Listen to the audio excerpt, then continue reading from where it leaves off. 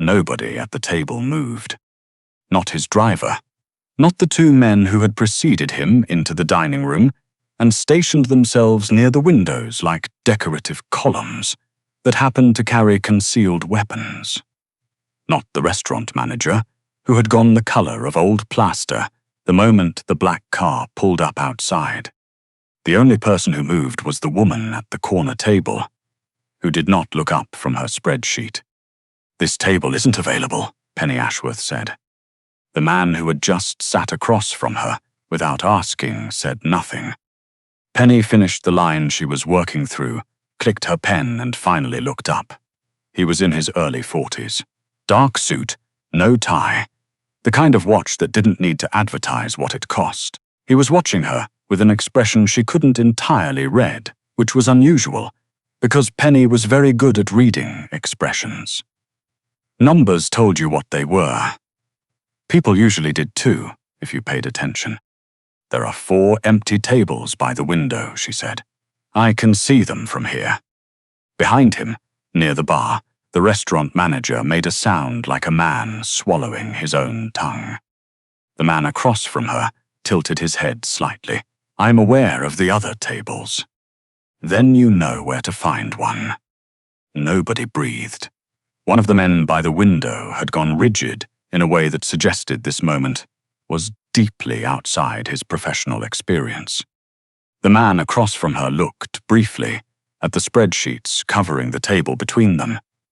Then he looked back at her. "You work for Aldermore Group," he said. "I do," Penny recapped her pen, "and I have a reconciliation due by end of day, so if you don't mind."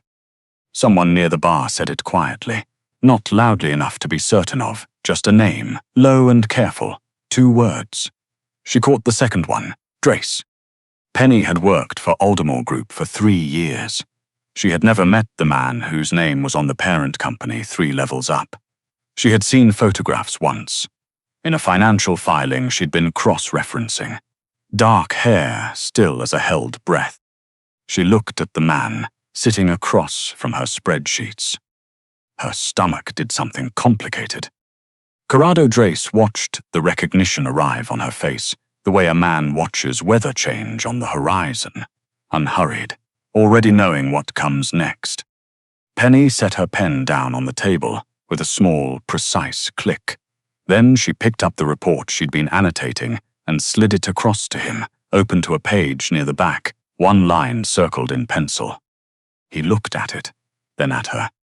"Your Q3 receivables," she said. "Column 4. Line 31. The variance is small enough that 3 separate audit passes missed it. Someone's been moving money sideways in increments that fall just below your flagging threshold." She paused. "They've been doing it for about 8 months. Corrado looked at the number, then at her again. "Who else has seen this?" "No one. I found it 40 minutes ago." The silence in the restaurant had changed quality.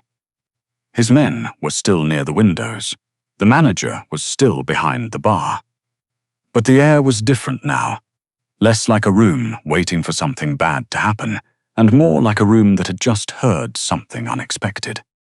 Corrado leaned back slowly in his chair. "I have a finance director," he said, "and a team of 6 analysts." "I know." Penny pulled the report back. "Do you want me to finish the notation, or would you prefer I send it to your team directly?" "Finish it," he said. She picked up her pen. He did not leave the table. She worked around him. 15 minutes later, she finished, gathered the pages into a neat stack, and set them in front of him. "I assume," he said, "that you'd like a raise." "I'd like to finish my lunch." He looked at the untouched sandwich at her elbow. She had forgotten it was there. "What you found," he said carefully, "my entire team missed." "They probably didn't miss it." Penny aligned the edges of the report. "They just didn't say anything." Something shifted in his expression. Not anger, something more complicated. He stood, picked up the report, and straightened his jacket. "I'll have HR contact you about a position in the main office. I'll consider it by end of week." He looked at her. She looked back. Behind him, both men near the windows appeared to have stopped breathing entirely. "End of week," he said. "Thursday at the latest." He left. The manager appeared at Penny's elbow, approximately 4 seconds later, with a fresh glass of water she hadn't asked for, visibly shaking. She returned to her spreadsheet. She did not look at the door. She took the job. The new title was Senior Financial Analyst. The new office was on the 14th floor of the Aldermore building, with a window that faced east and a desk.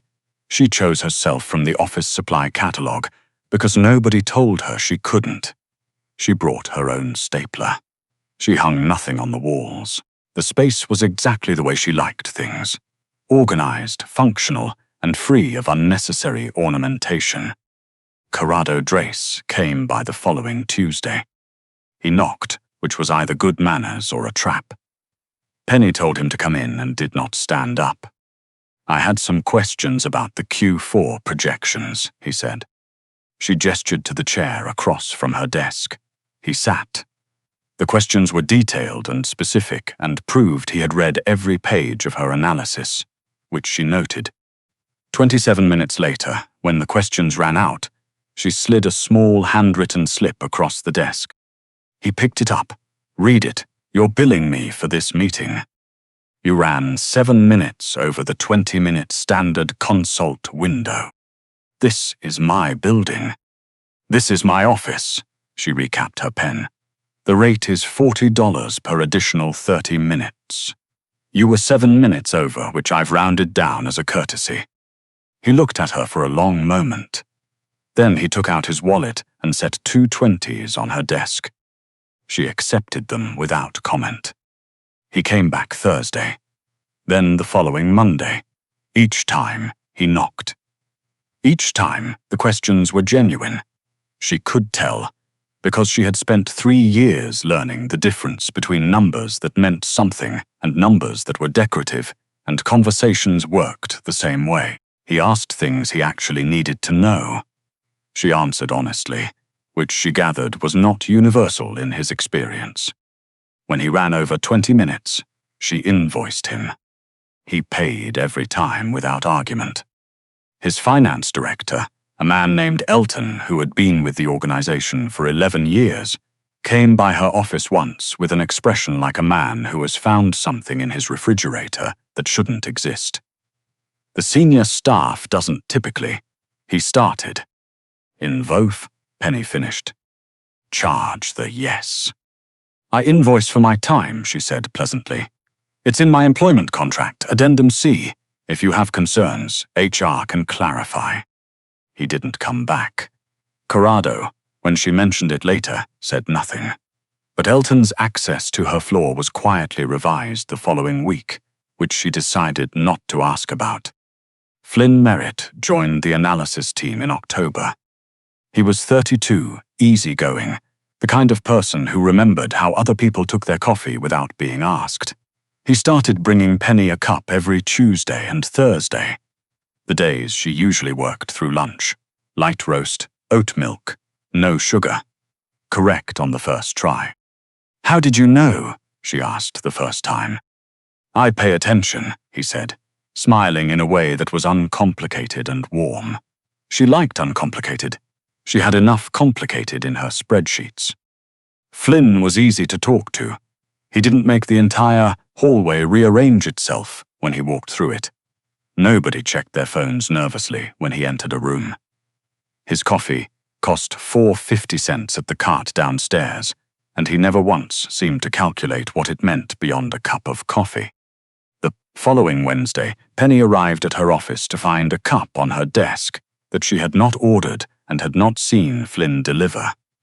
The logo on the sleeve was from a place across the city she had heard of but never been to. The receipt attached said $19. There was no note. She looked at it for a moment.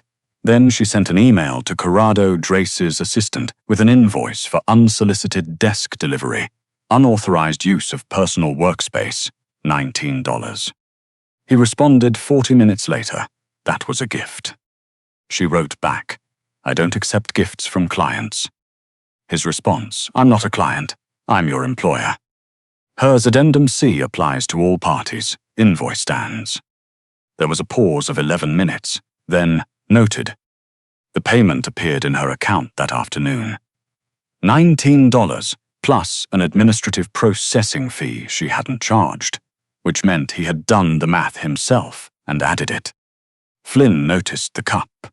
He did not ask about the logo. He did look at the size, which was significantly larger than his, and said nothing for long enough that Penny felt the need to explain nothing, which was itself a form of explanation. It was from a client, she said. Right, Flynn said. He smiled. It was an understanding smile. She wasn't sure she liked how understanding it was. She began finding excuses to invoice for the coffee. He began finding additional questions that pushed the consult window to 21, 23, once an even 25 minutes. She charged him each time. He paid. Once she forgot to send the invoice, he sent her an email the next morning asking if she had forgotten, with the amount already calculated. She sat with that email for a moment before responding. Then she sent the invoice, which he paid within 3 minutes. One afternoon she asked him how he had gotten into his line of work. It was the kind of question she would normally not ask, because it was the kind of question that didn't have answers she was qualified to receive. But it had been a long day, and he was still in the chair across from her desk, and she had run out of professional things to say. He was quiet for a moment. Then he told her briefly, in the way he told her most things, precisely, without excess, that he had started in logistics, import, export, legitimate for a while, that there had been a point at which another choice became available, and he had made it, and that he had not made it ignorantly. Do you regret it? She asked. No. Do you wish people would tell you when you were wrong? He looked at her. What makes you think they don't? The thing I found in your Q3 receivables, she said. Your team had been reviewing those accounts for 8 months. 6 analysts, an 11-year director. She aligned her pen with the edge of her notepad. None of them said anything. He was still. They weren't afraid of the number, she said carefully. They were afraid of you. The silence lasted long enough that she wondered if she'd crossed a line she hadn't been able to see. Then, and you weren't. She considered that. I didn't know who you were when I found it. By the time I did, I'd already circled it in pencil. It seemed wasteful not to say something. Something moved across his expression that she was only beginning to learn to read. It wasn't a simple expression. It required context, and she was developing more context every week. My finance team gives me the numbers they think I want, he said. Numbers aren't opinions. They are what they are. People make them into opinions. I know. She picked up her pen. That's why you need someone who isn't afraid to read them correctly. He left 12 minutes later, which was under the consult window. She did not invoice him. That was the first time she hadn't. She wasn't entirely sure what to make of that. The Hargrove investor dinner was in November, held at a private venue on the east side. Corrado asked her to present the 6-month analysis. Not as his guest, he was specific about that, as the analyst of record. She went as Penny Ashworth. She wore the navy dress she kept for presentations, and she brought her annotated binder, because she always brought her annotated binder, and she was the first one there, because she was always the first one there. Margot Elton arrived an hour later. She was connected to 3 of the investment portfolios, and dressed like the room had been assembled around her. She greeted Corrado with the warmth of long acquaintance, and looked at Penny with a smile that didn't quite reach the part of her face where real smiles lived. So this is your numbers girl, she said. Penny Ashworth, Penny said, financial analyst. Of course, Margot's smile adjusted by 2 degrees. I've heard wonderful things. An hour into the cocktail portion, Margot introduced her to a table of investors. This is Corrado's girl. She runs his books, keeps everything tidy. A few people nodded, losing interest before they had fully found it. Penny Ashworth, Penny said again. I'm the senior analyst. The portfolio projections for this evening are mine. Yes, Margot moved the conversation on. 2 conversations later. Have you met Corrado's little finance person? Remarkable what she does with spreadsheets. Penny smiled. She said her name again. She watched the same 7-degree tilt of Margot's head that meant the correction had been heard and would not be retained. By the 3rd introduction, Penny understood exactly what was happening and exactly how it was being done. Nothing technically untrue. Nothing she could object to without seeming brittle. Just 2 words, Little and Corrado's, placed before anything else until everything else disappeared inside them. She waited for a natural pause. Then she said, to the assembled investors at large, pleasantly and without raising her voice, I want to make sure we're all starting from the same introduction. I'm Penny Ashworth. I'm a senior financial analyst. The 14% portfolio gain you're here to discuss tonight is the result of 8 months of restructured analysis methodology, which I developed and implemented. If you have questions about the numbers, and I hope you will, I'm the person to ask. The table was quiet. Margot's smile did not change. Her champagne glass lowered by half an inch. Corrado stepped up beside Penny. Not in front of her. Beside her, a half step back and to the right, which was the position of someone who has something to add rather than someone who is taking over. Ms. Ashworth is correct, he said. He didn't say it loudly. He said it in the voice he used when he wanted something to be clearly understood. Questions about the financial analysis go to her directly. I hired her because she's the most accurate reader of numbers I've encountered in 20 years of business. I'd suggest taking advantage of the opportunity. The investors did. For the next 40 minutes, they asked her questions, and she answered them, and the room reorganized itself quietly around the fact that she knew what she was talking about. Margot found another group to join. Later, standing near the window, while the room settled into smaller conversations, Corrado stood beside her. I didn't know she would do that, he said. I know. It won't happen again. I know that too. She looked out at the city lights below. Thank you for how you handled it. You didn't need me to handle it. No, she agreed. But it mattered that you didn't try to handle it for me. He said nothing. He stood there. That was, she had learned, how he said a lot of things. The article appeared 3 days later. Who is Corrado Drace's mystery financial advisor? The photograph was from the dinner. Her standing at the presentation wall, him visible 2 tables back. The caption called her his inner circle. A financial forum thread titled Drace's personal accountant, loyal to him or to the numbers. She read it twice. Then she read it a 3rd time, which was the time she admitted to herself that she had been hoping to be wrong about what it meant. She went to his office. She told him what it meant, as clearly as she knew how to say it. That her analysis was only worth something if people believed it came from her judgment. That her judgment was only credible if people weren't wondering who she was in relation to him. He looked at her for a long moment. What do you need? Distance, she said, for a while. He nodded once. Then he gave it to her, completely, without negotiation, without a counter-proposal, no emails, no questions routed through his assistant, no coffee from across the city. The office was quieter. That was what she had wanted. She wanted to work without wondering if every result was being read as his result.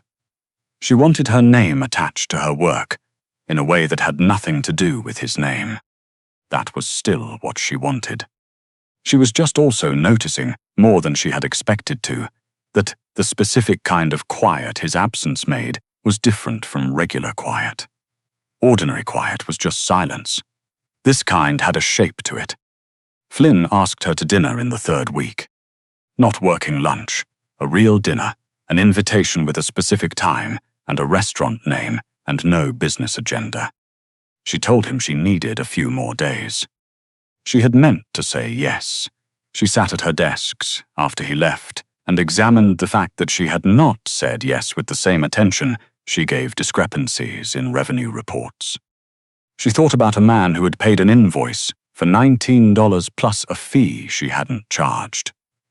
She thought about the way he had stepped beside her at the dinner, that half step back, specifically not in front. She thought about the chair across her desk, the knock before entering, the questions that were real questions.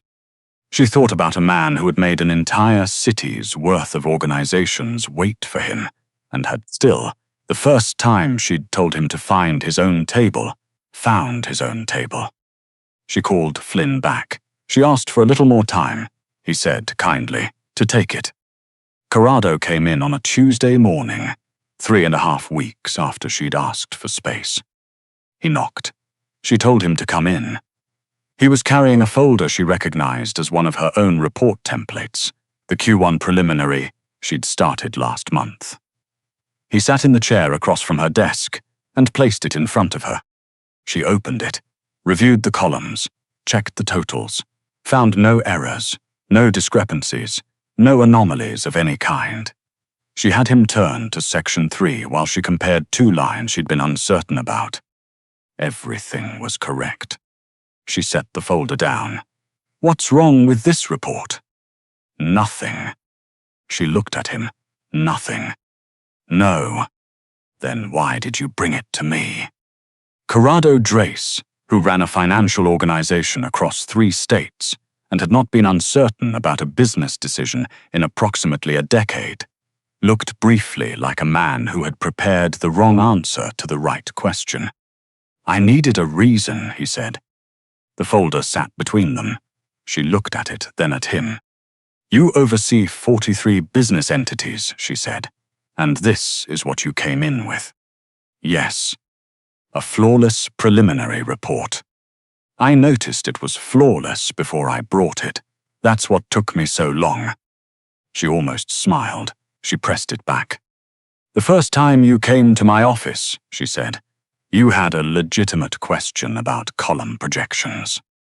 I did. The second time you brought coffee that wasn't invited.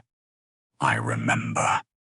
The third time you had questions about the Hargrove filing that you absolutely could have answered yourself. He said nothing. And now you've brought me a report that doesn't need me. Most of them didn't, by the end. He said it without apology, which was the only way it could be said honestly. The questions were real. The filing was real. The report is less real. She was quiet. I liked being in this office, he said, carefully, the way he said anything he was uncertain about. At first I thought it was because you gave me accurate information. No one adjusts numbers for me here. No one shapes a conclusion around what they think I want. She looked at her desk. Then, I thought it was because you charged me for my time, which is not a thing that has happened to me professionally since I was 26. She did almost laugh at that one. She could feel it. But it wasn't either of those things. He looked at her directly. You corrected me in front of my own team twice. You told me to find my own table. You sent me an invoice for coffee. And you asked for distance when you needed it. And I gave it to you. And I would give it to you again if you needed it. A pause. What I would prefer is not to need to. She held that. Why didn't you just ask me to dinner? She said. Weeks ago, before all of this. He was quiet for long enough that she thought he might not answer. Then, because I wasn't certain you'd say yes. It landed differently than she expected.